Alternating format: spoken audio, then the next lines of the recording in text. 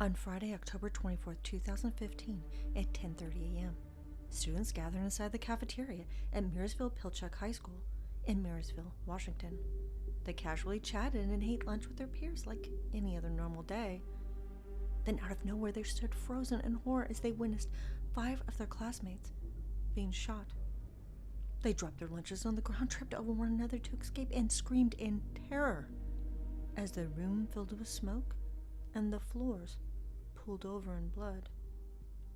Who and why were these innocent teenagers being attacked, and who was the monster that ripped them of their young lives?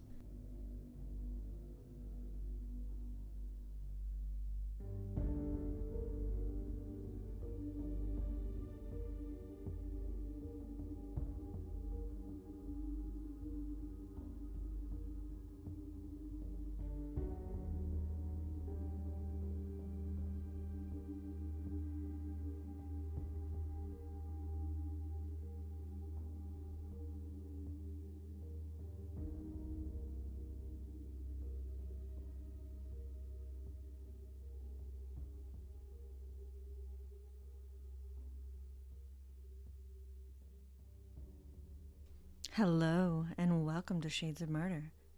In this podcast, I discuss cases of murder around the world and throughout history, unraveling the layers of darkness that help make humans into monsters. Please be forewarned that each episode contains specific and at times very graphic and disturbing details of the case.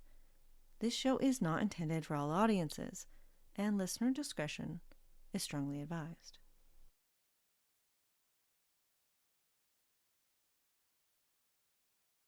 Tulalip, Washington is a tiny city, less than 40 miles north of Seattle. The census in the year 2000 showed approximately 1,560 residents.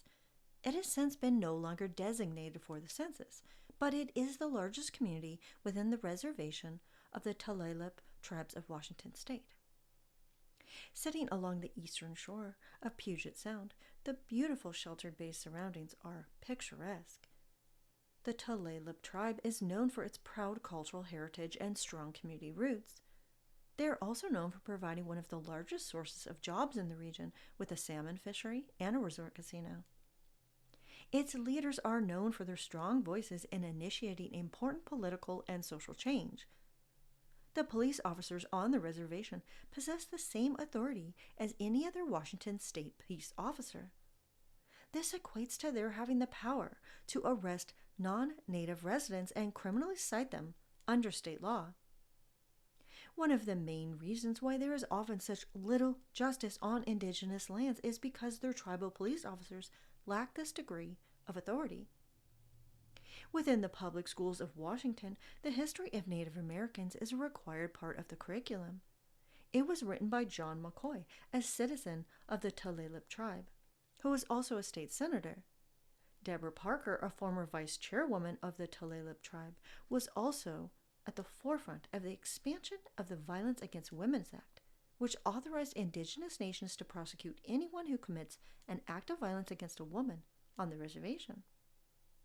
It is within this environment that the tragic events of this story would unfold. Jaylen Fryberg was a handsome and popular 15-year-old boy at Marysville-Pilchuck High School in Marysville, Washington, just outside the Tulalip Reservation. He was crowned homecoming prince of his freshman class less than a week before this tragic incident occurred. Jaylen Fryberg on the surface appeared to be a well-balanced and happy young man. He was engaged in sports, including football and wrestling, had solid grades, and many close friends. Jaylen had strong ties to his family, his peers, and the Tulalip community. Yet there was something deeply troubled brewing inside this otherwise normal teenager. His inner circle would never have foreshadowed or predicted the violent events Jaylen Fryberg would set in motion. On that Friday, October 24th, 2015, earlier in the morning, Jaylen Fryberg had texted his closest friends to meet him during the school's first lunch period. His friends arrived even though some had to cut class to be there. They sat together chatting and enjoying their lunch as they would have any other day. Then everything in the room changed. Around 10:30 a.m., Jaylen Fryberg stood up and rummaged through his camo school bag. He pulled out a gun and stared at his friends around the circular table. His eyes were blank. His face was without any emotion. Jaylen Fryberg was eerily calm as he shot his friends clockwise around the table. He first shot Shaylee, then Zoe, his cousin Nate, and Gia. They were each shot once in the head, but his last victim, Andrew, another cousin who was considered his best friend, was shot twice. His friends Karen and Carmen were also sitting at the table, but they had enough time between rounds to drop to the ground. Carmen thought that initially Jaylen had opened a bag of chips until she looked up and saw the gun smoke. While he reloaded his gun, she crawled over the bleeding bodies of Shaylee and Zoe and ran for her life. Karen hid under the table while another student pulled the fire alarm. Gia was near her, lying on her side, bleeding, but still alive. She reached out for her friend's hand. Karen held it tightly. Jaylen missed Nate's head when he fired the gun at him. Amazingly, the bullet ripped through his jaw and out of his backpack. He was crouched down on his hands and knees by the table. His jaw was split open, gushing blood all over the ground. Their classmates stood frozen in terror as this horrific scene played out. Sheer panic and fear set in. They dropped their lunches, ditched their backpacks, and fell over one another to escape the mad shooter. Jaylen began to reload. Out of nowhere, Megan Silberberger, a newly hired first-year social studies teacher, raced to the table, throwing herself in harm's way. She could not prevent Jaylen Fryberg from reloading, but he did not aim the gun at her or at any of the other students. Instead, he aimed the barrel at his neck and pulled the trigger, collapsing to the floor. He died almost immediately. The co-principal had ordered the school be on lockdown. Everything was complete chaos. Students were petrified, frantic that the shooter or multiple shooters may be lurking nearby. They hid inside closets and texted one another and their parents as they listened to the growing hum of the helicopters closing in. The police entered the school with bomb-sniffing dogs, their guns drawn and ready to take down the shooter. Officers instructed the students to put their hands up and slowly exit the building. They attempted to calm them down by saying, "We are the good guys. We are here to help." Meanwhile, Karen remained lying on the ground with her friends who were shot and bleeding all over the cafeteria floor. She refused to leave them, but once police entered the area, they asked her to leave the scene and helped move her to a nearby classroom. Once inside, Karen called Jaylen's ex-girlfriend. When she told her what had just happened, she didn't believe what she was hearing and hung up on her. Karen was such a brave and strong young woman. She helped hold the rest of her scared friends together and reassured them that there was nothing more for them to be afraid of, because she saw Jaylen shoot himself and die.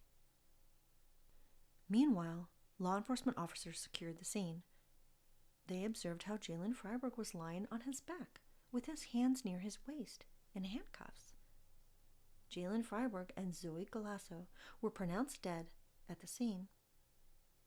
It was believed that first responders had initially handcuffed the shooter per protocol, not realizing he was already dead. Zoe Galasso was lying on her side with a single gunshot wound to her head. Several pools of blood surrounded the table along with scattered cartridge casings. A black semi-automatic pistol lay on the table near the two deceased teens.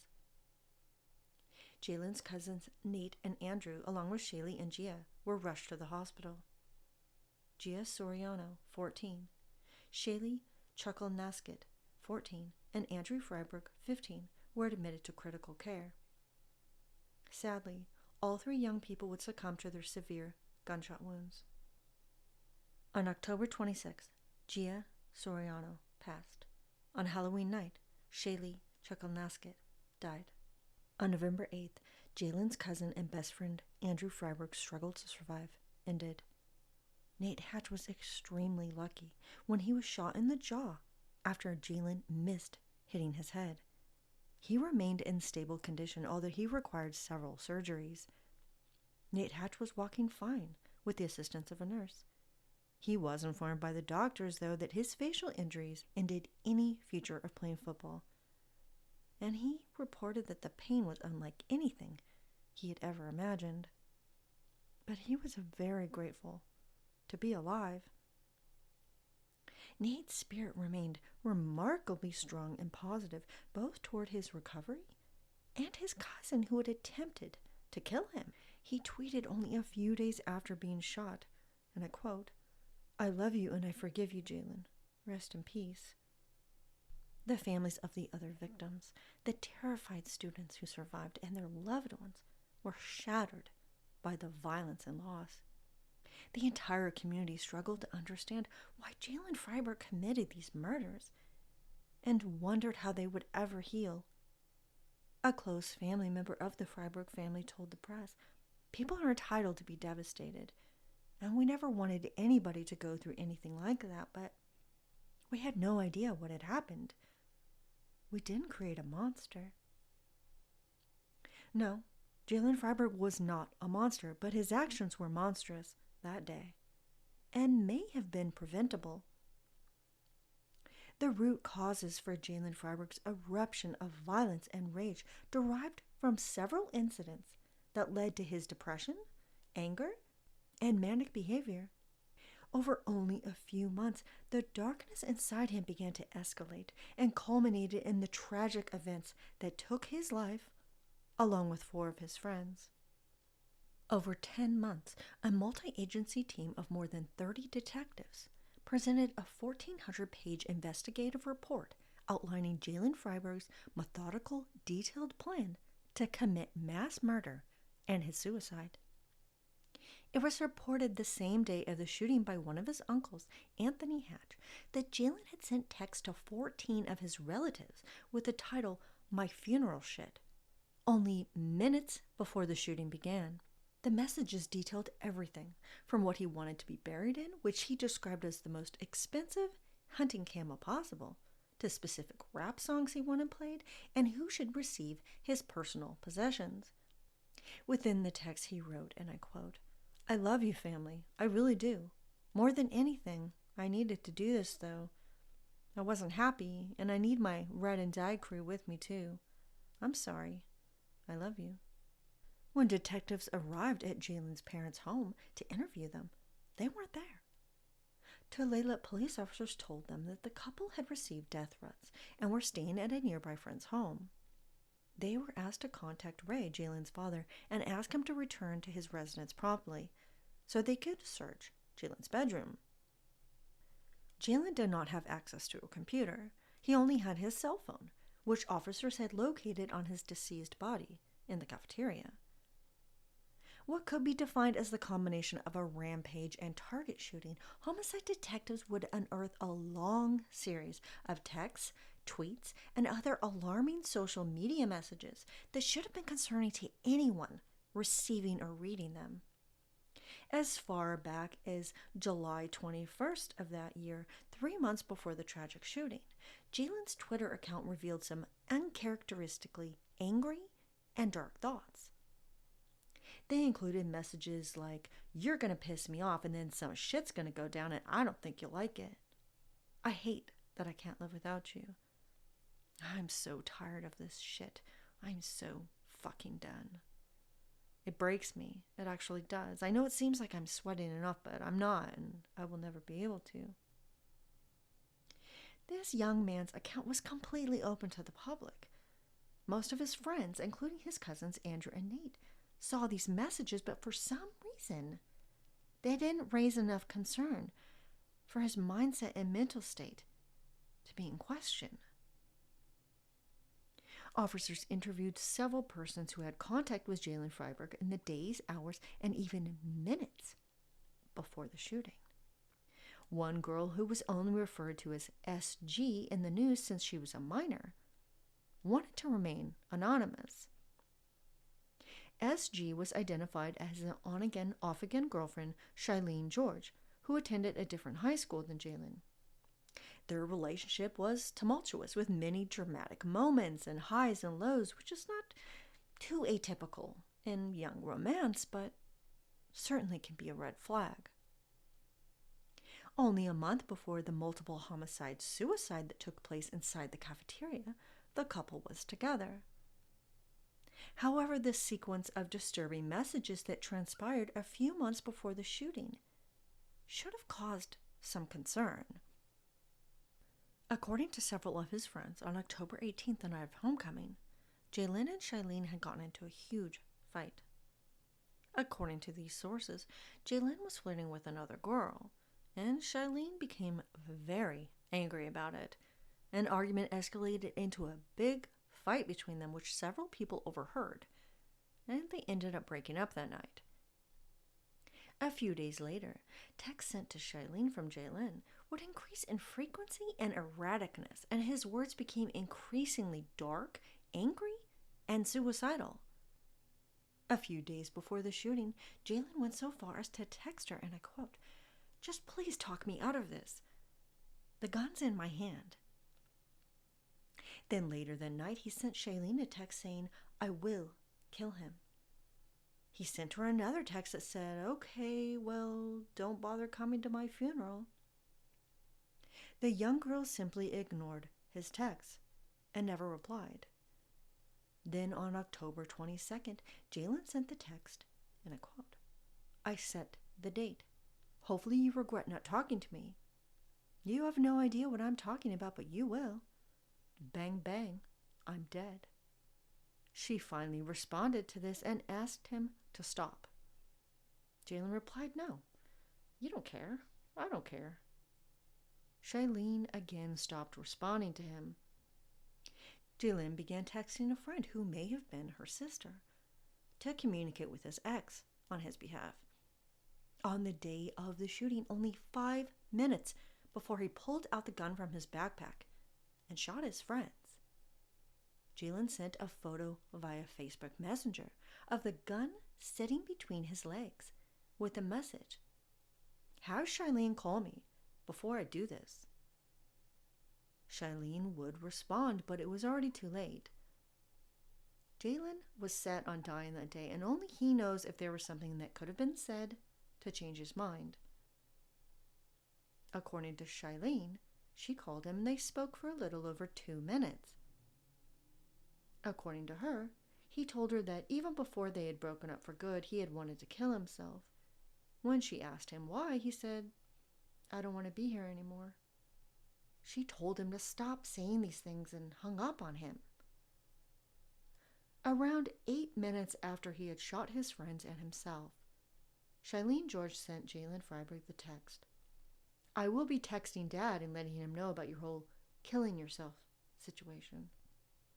On October 30th, 2015, Shailene George posted on her Facebook account, "I love you with all I have, Jaylen Ray. You have my heart and you will forever be my soulmate. Rest easy, baby boy." Even though she openly shared how she loved Jaylen Fryberg through his social media, Shailene George's aunt, whom she lived with, attempted to prevent the FBI from sharing the text between her and Jaylen Fryberg in their official report. Shailene wanted her name out of the reports as she and her aunt feared backlash from the community, since some people may see her as partially to blame. They hired an attorney who held up its release and did their best to have the text between Jaylen and Shailene not be included. But the judge decided they were critical to not just this case, but to help understand how this tragic event unfolded, so society could help prevent it. In no way do I blame her. She was just a child. But I can't imagine someone telling me the things that Jaylen Fryberg expressed to her and not telling someone else about them. They were in no way normal, although she claimed that he had become dark and moody in the past when they had broken up before. So she didn't take his threats of self-harm seriously. It is evident from these texts alone that Jaylen Fryberg's behavior was increasingly erratic and deeply troubling. For some unknown reason, his cries for help were brushed off by her and not taken for the serious threats of violence they represented. Although Jaylen Fryberg was not a victim of being regularly bullied or outcast by his peers, he spiraled downward after the romantic rejection by his girlfriend. Research on romantic rejection has shown it to be a common triggering event for some adolescents, which can lead to aggressive behavior, depression, and suicidal ideation. Individuals with highly sensitive responses to rejection are found to be particularly vulnerable to acting out in types of jealousy, anger, and violence. In the matter of young male school shooters, various studies have found that a recent romantic rejection by a girlfriend or by someone the boy desired was present in almost half of all cases. One particular study of 29 male school shooters revealed that more than half had endured rejection by a girl in the months before the incident, with the most common circumstance being that their girlfriend had broken up with them. These types of school shooters whose romantic rejection is a catalyst to violence are found to commonly communicate anger towards the object of their affection, spouting off random threats, but rarely physically harm them. For Jaylen Fryberg, it was speculated that his long-term on-again, off-again relationship with Shailene George may have ended courtesy of his own cousin Andrew.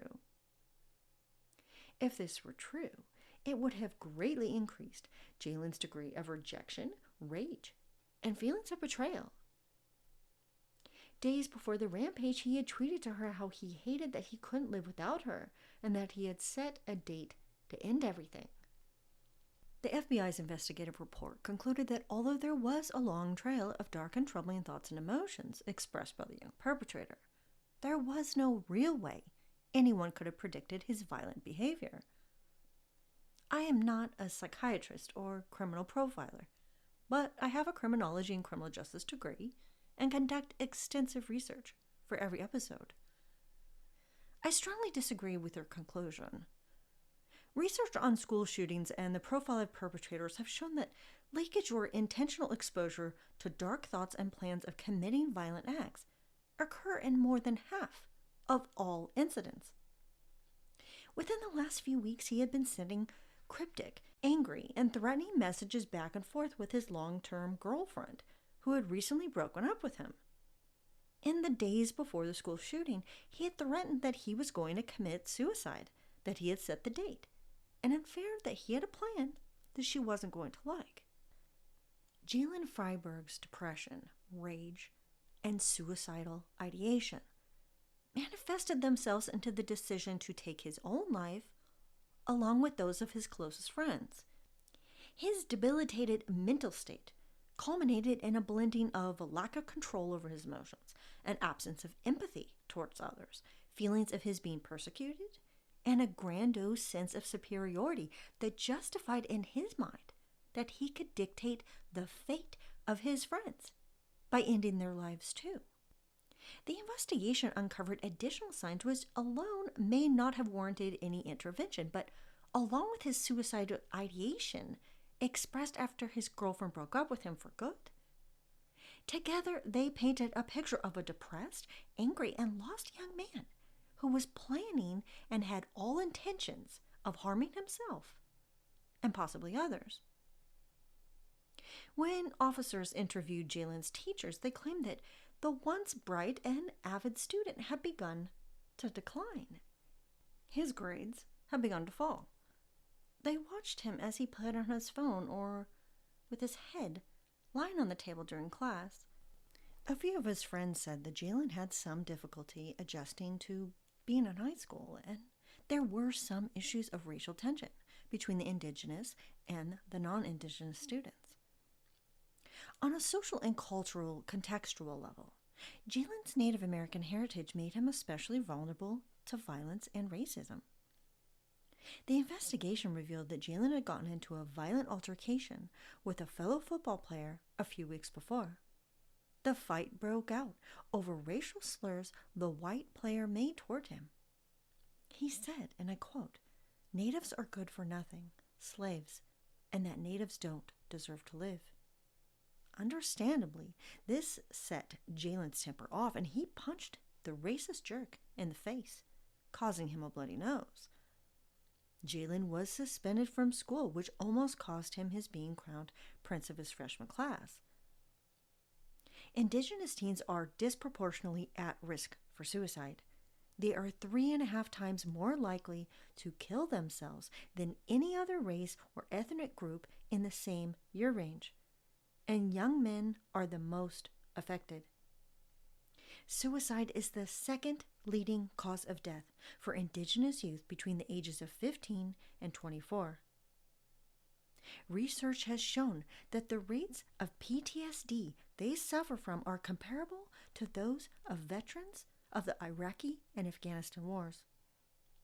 This is due to the high amount of abuse, violence, and generational trauma they experience.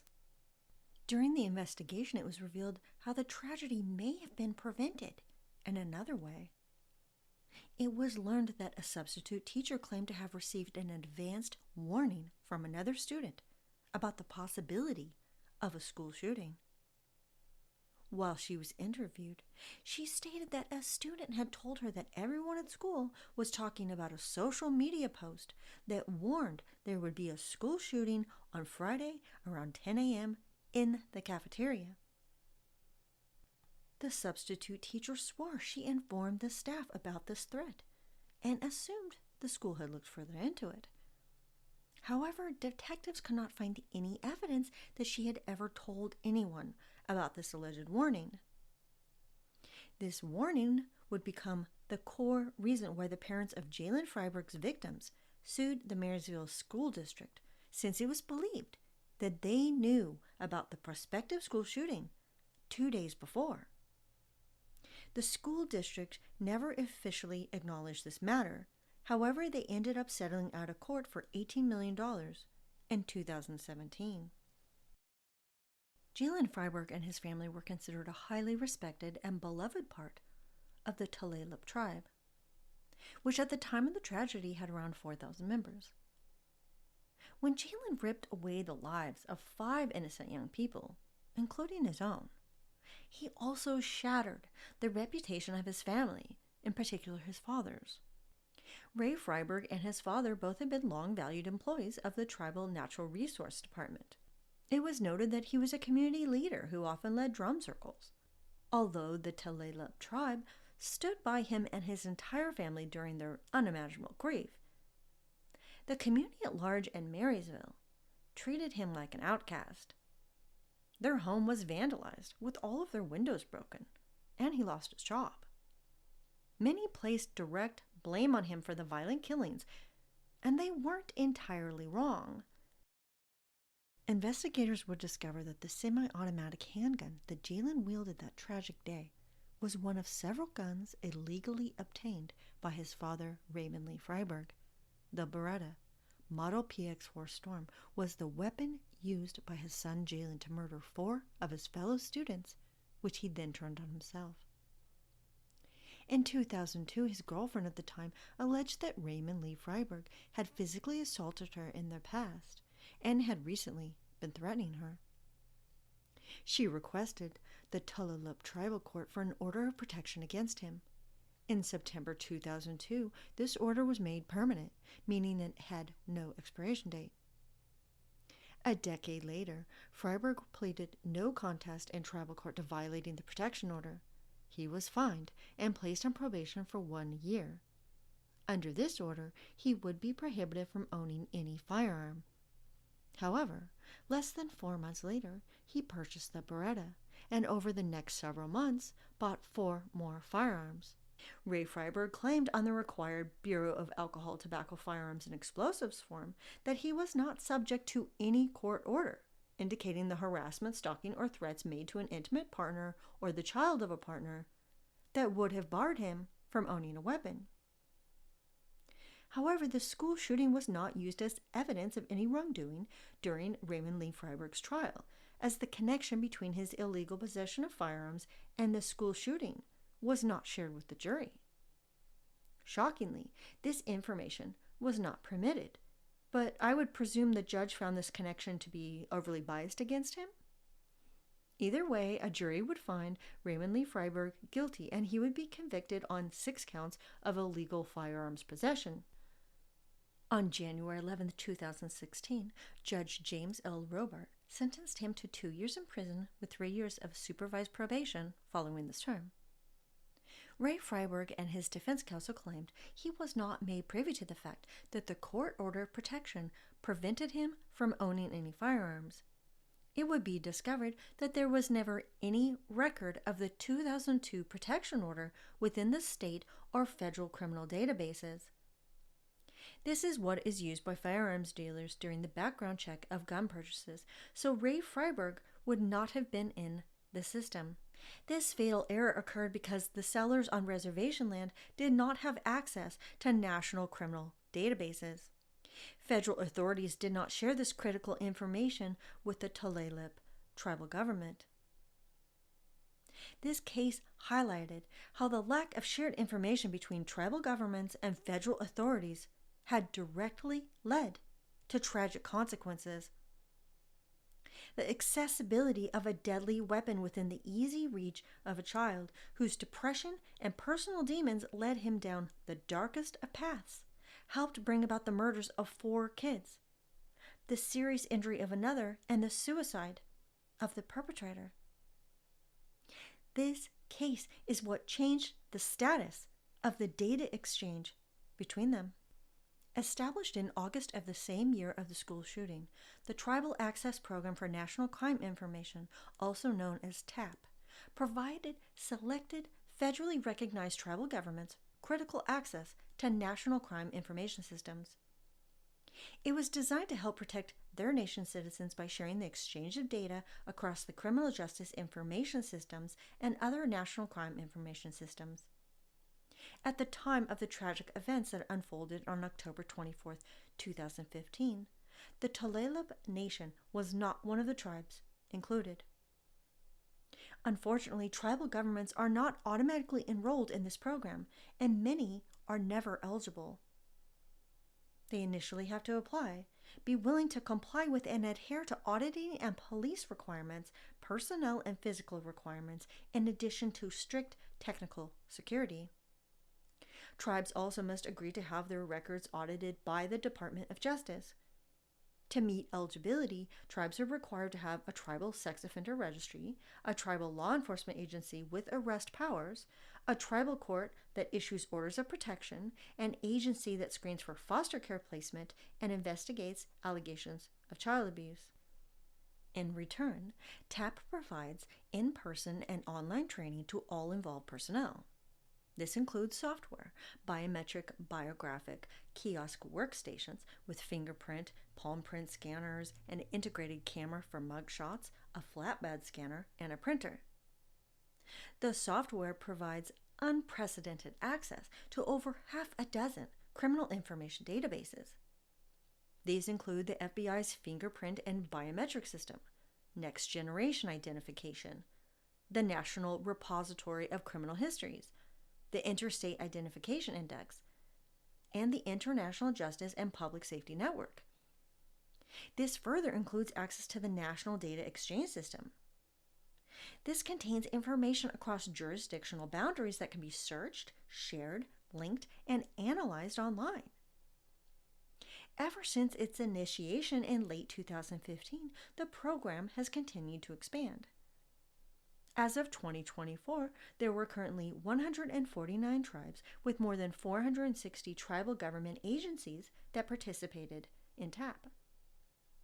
This has led to incredible progress in the data collection, criminal investigation, and arrest process for many tribal governments. Unfortunately, the involvement of the Tulalip tribe of Washington came too late for Jaylen Fryberg and his 5 victims. Columbine, Sandy Hook, Marjorie Stoneman Douglas, Robb Elementary. These names send shivers as they are associated with some of the most heartbreaking and vicious school shootings in U.S. history. The threat of school shootings has become a dark reality in children's lives and their parents' daily existence. Ever since the media has covered the ever-looming threat of school shootings, the incidents and casualties every year have only increased. Between the years 2000 and 2022, there were 131 people killed and 197 wounded in elementary and secondary school shootings.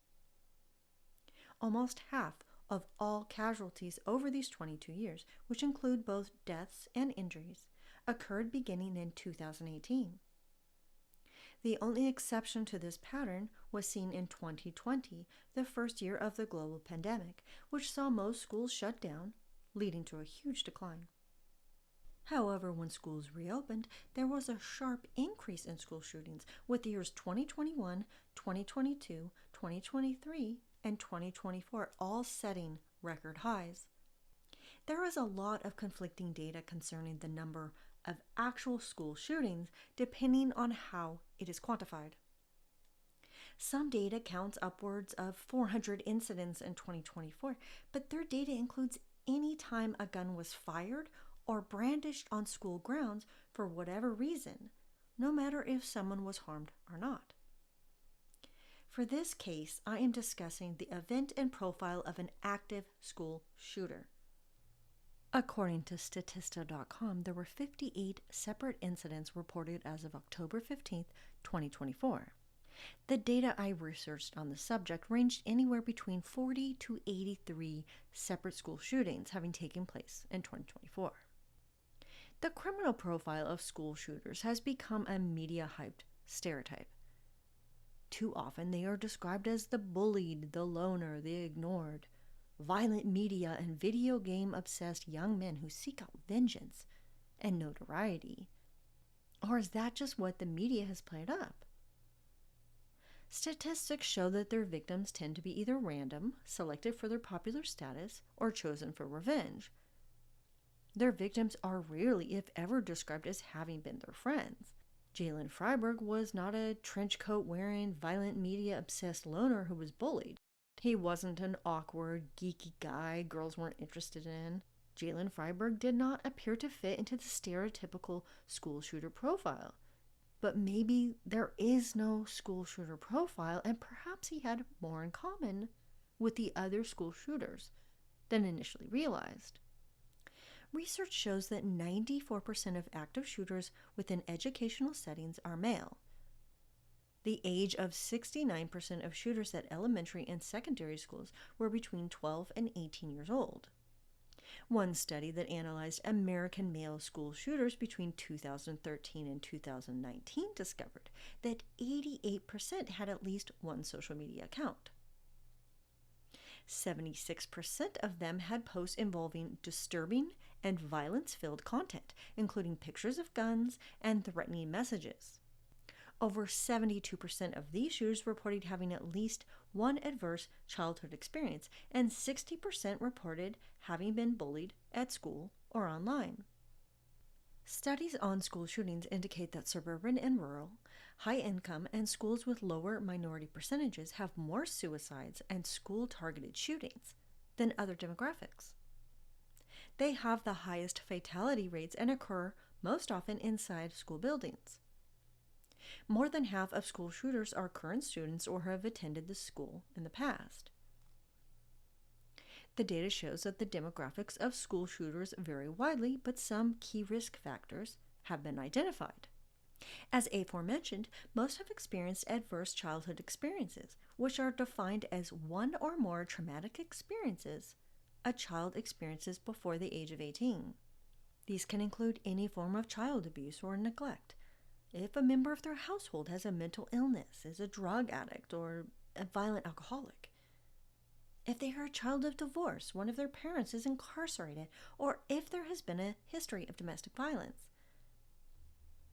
For Indigenous children, 37% of them have experienced at least 2 adverse childhood experiences, which is more than twice the national average of 17%. Although it had never been officially reported to police, when interviewed by detectives, some of Jaylen Fryberg's friends said that there was serious abuse happening inside his home. Data gathered between 2020 and 2021 showed a strong correlation between colonization, trauma, and adverse childhood experiences with intergenerational effects.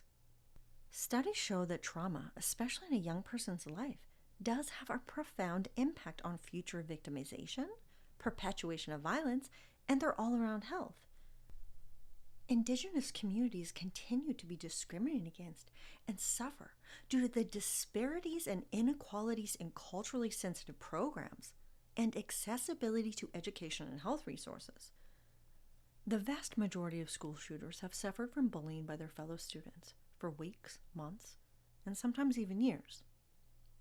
Although Jaylen Fryberg was a popular, very well-liked young man, he did face racism and exclusion by some of the non-Indigenous students at his school. The profile of the young male school shooter has a recorded history of cognitive and emotional warning signs, including depression, suicidal ideation, and defiance. Jaylen Fryberg exhibited all of these signs in the months leading up to the school shooting, but somehow they weren't enough for those in his life to get him help.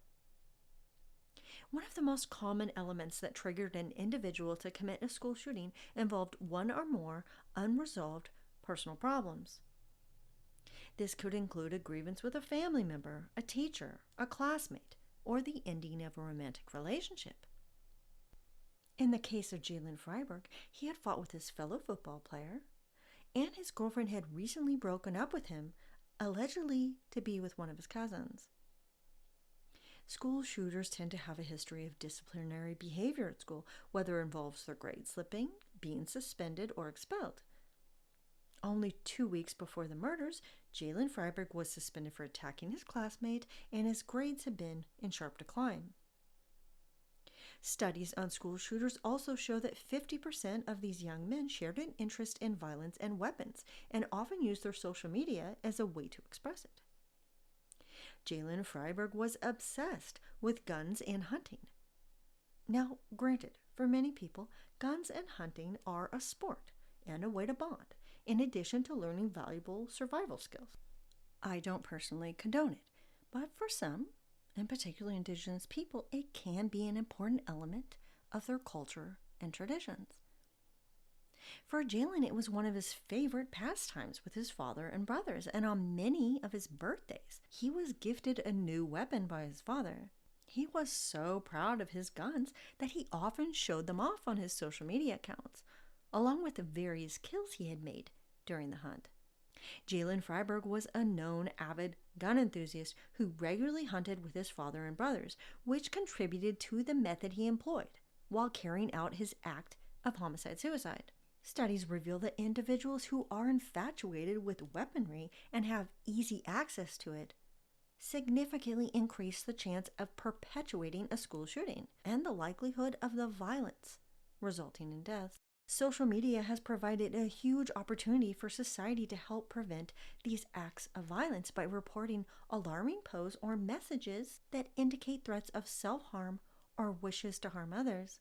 Unless a parent is actively monitoring their child's social media accounts, then it is up to their peers to pay attention to what their friends or acquaintances post. Society can't afford to shrug off violent, threatening messages like it's normal adolescent teen angst, because it isn't. Jaylen Fryberg's actions were selfish, horrendous, and heartbreaking for all involved. But he was just a child who couldn't handle the mounting stress and emotions in his personal life. He was not evil. He was not a monster. The truth behind what he did to himself and his friends may never be known. But many in the community see him as a victim of this tragedy too. His face is frequently included in memorial photos along with his victims. His peers put his initials up right along with the other victims' initials on their Instagram and Twitter profiles. Some even wear Team Jaylen t-shirts at school that were created years ago for him to support his struggle with diabetes. His friend Karen acknowledged in the media that she forgives Jaylen, saying, "He's my family. He's my blood." Marysville-Pilchuck High School chose not to ignore Jaylen Fryberg's existence either, and his meaning to the many students and staff members who loved him. His picture is included along with his fellow freshman class, photos with his football team, and when he was crowned homecoming prince. So what is Jaylen Fryberg's legacy? What does this tell society about school shooters? That all youth have the potential to be in crisis. Thoughts of suicidal ideation must not be ignored. Threats of violence must be considered serious. Children must be taught that these feelings are not to be dismissed, whether they derive from themselves, their friends, or anyone else who expresses them. Jaylen Fryberg cried out for help for months before this tragedy occurred. His friends all noticed a shift in him. He had acted emotionally off in the days before the crime. He had become obsessed with death, threatened violence, and desperately wanting to be stopped. Yet this young man's dark outlook, unsettling words of self-hatred, threats of violence, and wanting it all to end, were not paid attention to by those who loved him until it was too late.